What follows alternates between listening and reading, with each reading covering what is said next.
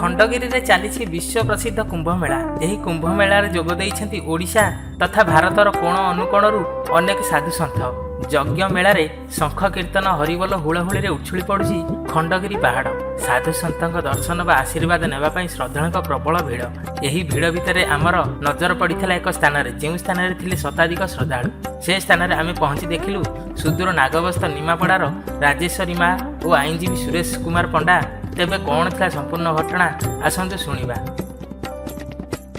आमर ये जो खंडगिरी साधु कुंभमेला चली बहु आबल्यर मोर ए स्थान को आसबार आज को 32 वर्ष होगा। 1943 मसीह आज पर्यटन संग्राम करी जनसमाज को जनजगत को आज खंडगिरी गोटे साधुमेला होमें समस्त आज जापारे ना खंडगिरी यात्रा कर समस्त बुझीपारे।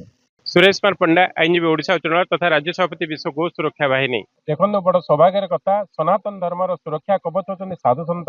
प्रत्येक साधु सन्तर आशीर्वाद ये धारापुष्ट रही। आपण जानतु यही साधु सन्त आज आम सी संसार रे समस्त मानव जाति क्या किए हिंदू कि अण हिंदू क्या नहीं साधु सन्त आशीर्वाद समस्त मानव समाज प्रति रही।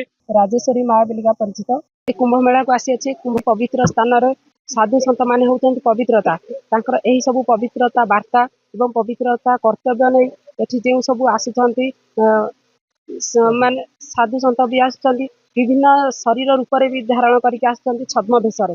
एही छद्म भेषरे आसी एही स्थान रे सेमानकर सब पवित्र हो जाए। सेही स्थान को दर्शन करने को आसथिलु साधु सन्त मानकु मु आनंद उल्लास रे खुशी अछि। कटक जिल्लार महेश्वर बेहेरा रिपोर्ट सत्यम टीवी।